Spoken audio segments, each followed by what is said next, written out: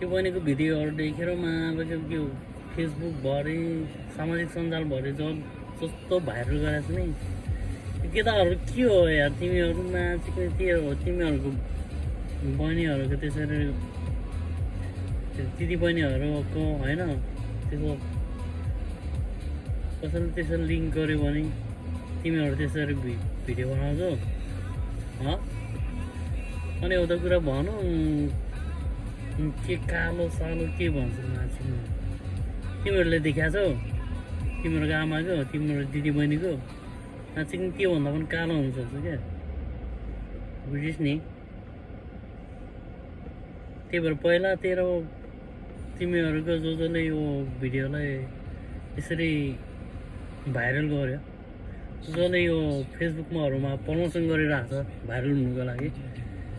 तिमीहरूले होइन पहिला तिमीहरूको दिदीबहिनी आमाहरूको हेरेर बल्ल कमेन्ट गर हेरेर बल्ल बोल कालो छ कि सेतो छ भनेर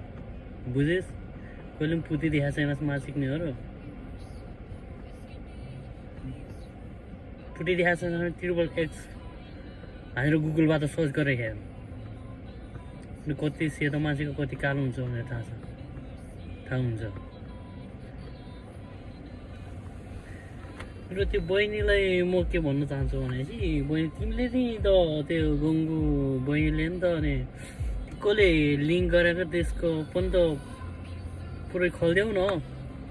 होइन त्यसको बाबाआमाले पनि थाहा होस् त्यसको दिदीबहिनीले पनि थाहा पाओस् कि यो मान्छे यस्तो रहेछ भनेर तिम्रो मात्र चल्दै हत्या गरेर छ भने उसको पनि गरिदेऊ उसको पनि फटाफट गरिदेऊ तिम्रो हेर के त हो हेर बिस्तारै हेर अनि मजा त पक्कै ल्यायो होला हेरेरै कुरा गरे होला होइन त्यही भएर अर्को प्रचार गर्नुभन्दा पहिला तिमीहरूको आफ्नो दिदीबहिनीहरूको हेरेर दाजेर बोल